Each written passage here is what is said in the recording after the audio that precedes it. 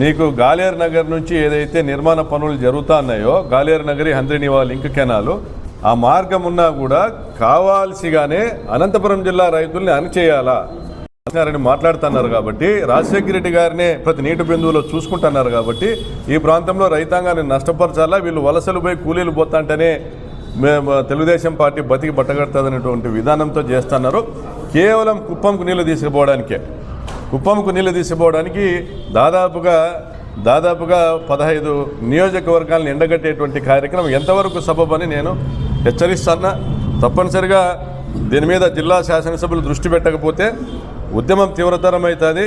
జరగబోయే పరిణామాలకు ఎవరు కూడా బాధ్యులు కాదని తెలియజేస్తున్నాం. లైనింగ్ పనులు మాత్రం 600 అడ్డుకొని తీరుతామని హెచ్చరిస్తున్నాం. వ్యవసాయం దండగన్నటువంటి చంద్రబాబు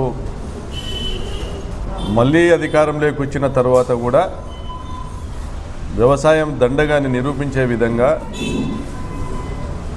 రైతులను నష్టపరుస్తూ మోసం చేస్తూ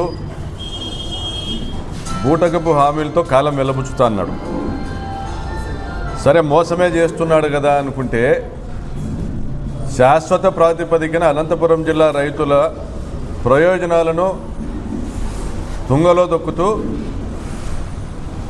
అనంతపురం జిల్లాలో హంద్రీనివా కాలువ కింద హంద్రీనివా కాలువ 2వ దశ కింద ఉన్నటువంటి గ్రామాల రైతులను శాశ్వతంగా కూలీలుగా మార్చేటువంటి కార్యక్రమాన్ని చేపట్టినాడు.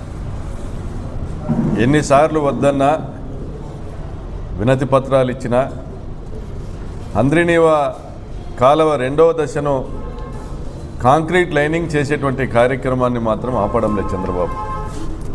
అయ్యా చంద్రబాబు గారు, హంద్రీనివా కాలువను మీరు లైనింగ్ చేస్తే హంద్రీనివా కాలువ కింద దాదాపుగా 10-15 కిలోమీటర్ల పాటు పెరిగిన భూగర్భ జలాలు అడుగంటిపోతాయి, బోర్లన్నీ ఎండిపోతాయి, వ్యవసాయం కనుమరుగవుతుంది. ఈరోజు అక్కడ పండ్ల తోటలు పెట్టుకున్న వాళ్ళు, వరిమల్లు పెట్టుకున్న వాళ్ళు,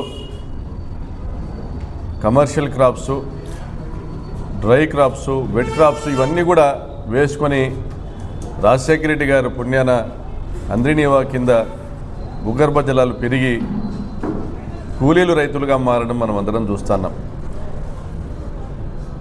ఫ్రూట్ బౌల్ ఆఫ్ ఆంధ్రప్రదేశ్గా ఈరోజు అనంతపురం జిల్లాను మనం అందరం కూడా గర్వంగా చెప్పుకుంటున్నాం. మరి ఇటువంటి ప్రాంతాన్ని మళ్ళీ నువ్వు ఎడారి చేసేదానికి హంద్రీనివా ప్రధాన కాలువ 2వ దశను లైనింగ్ చేయడం ఎంతవరకు న్యాయమని ప్రశ్నిస్తూ ఉన్నాం. గతంలో అర్థించినాం, అయ్యా రాజకీయాలు చూడొద్దు, రైతు ప్రయోజనాలు చూడండి. హంద్రీనివా 2వ దశ కాలువను నువ్వు లైనింగ్ చేసి పొంగనూరు బ్రాంచ్ కాలువ లైనింగ్ చేసి కుప్పంకు నీళ్లు తీసుకొని పోవాలా అని, నీ కుప్పంకు నీళ్ళు ఇచ్చేదానికి హిందూపురం పార్లమెంటు నియోజకవర్గం పూర్తిగా ఎండబెట్టేటువంటి కార్యక్రమం చేస్తున్నావు, పార్షియల్గా చిత్తూరు జిల్లాను ఎండబెట్టేటువంటి కార్యక్రమం చేస్తున్నావు.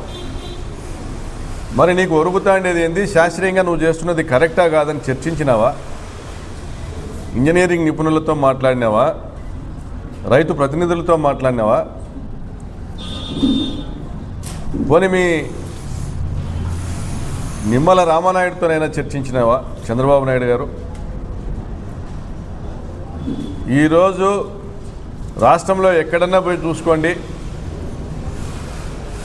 కాలువ లైనింగ్ ఎప్పుడు చేస్తారు? కేసీ కెనాల్ 100 ఏళ్ల కింద కట్టిండే కేసీ కెనాల్ను దాదాపుగా 100 సంవత్సరాల తర్వాత లైనింగ్ చేసినారు. మరి కృష్ణా డెల్టా లైనింగ్ పనులు ఇప్పటికీ కూడా జరుగుతూ ఉన్నాయి, గోదావరి డెల్టా లైనింగ్ పనులు ఇప్పటికీ జరుగుతూ ఉన్నాయి. మన పక్కన ఉన్న తుంగభద్ర ప్రాజెక్ట్ హెచ్ఎల్సి కాలువ లైనింగ్ పనులు ఇప్పటికీ పూర్తి కాలే. దాని కింద ఉన్నటువంటి బ్రాంచ్ కాలువల పనులు ఇప్పటికీ లైనింగులు పూర్తి కాలే. North canal, south canal, MPR dam కింద ఉన్నటువంటి north canal, south canal lining పనులు ఇప్పటికీ పూర్తి కాలే. వాటి కింద ఉన్న పిల్ల కాలువల లైనింగులు ఇంకా జరుగుతున్నాయి, పూర్తి కాలే. అయ్యా చంద్రబాబు నాయుడు గారు, మీరు ఆయకట్ట వ్యవస్థను ఏర్పాటు చేసి డిస్ట్రిబ్యూటరీలు, బ్రాంచ్ కాలువలు, డిస్ట్రిబ్యూటరీలు, మైనర్లు, సబ్ మైనర్లు ఏర్పాటు చేసి ప్రతి ఎకరాకు నీళ్ళు ఇచ్చేటువంటి కార్యక్రమం చేస్తూ చివరి ఆయకట్టుకు నీళ్లు రాకపోతే లైనింగులు చేస్తారు. ప్రతి ఒక్క ఎకరాకు కూడా మీరు కాలువ లైనింగ్ చేసి నీళ్ళు ఇస్తున్నారు కాబట్టి ఏ రైతుకు నష్టం ఉండదు. అప్పుడు మీరు పిల్ల కాలువల నిర్మాణం చేస్తే అంద్రినీవా ప్రాజెక్ట్ రిపోర్ట్లో, అంద్రినీవా డిపిఆర్లో టెండర్లు పిలిచేటప్పుడు అంద్రినీవా మొదటి దశలో అన్లైన్డ్ కెనాలు విత్ లైన్డ్ సెక్షను, రెండవ దశలో లైనింగు విత్ డిస్ట్రిబ్యూటరీస్. అంటే అంద్రినీవా మొదటి దశలో అన్లైన్డ్ కెనాల్ విత్ లైన్డ్ సెక్షను, రెండవ దశలో పూర్తిగా డిస్ట్రిబ్యూటర్లు నిర్మాణం చేసి మూడవ దశలోనే లైనింగ్ చేస్తామనేసి దాంట్లో ఉంది.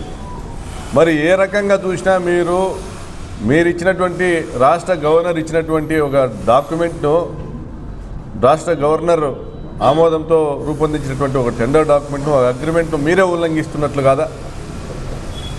అంద్రినీవా కాలువ, ప్రధాన కాలువను లైన్డ్ సెక్షన్తో అన్లైన్డ్గా నిర్మాణం చేయడం అనేది మొదటి దశ.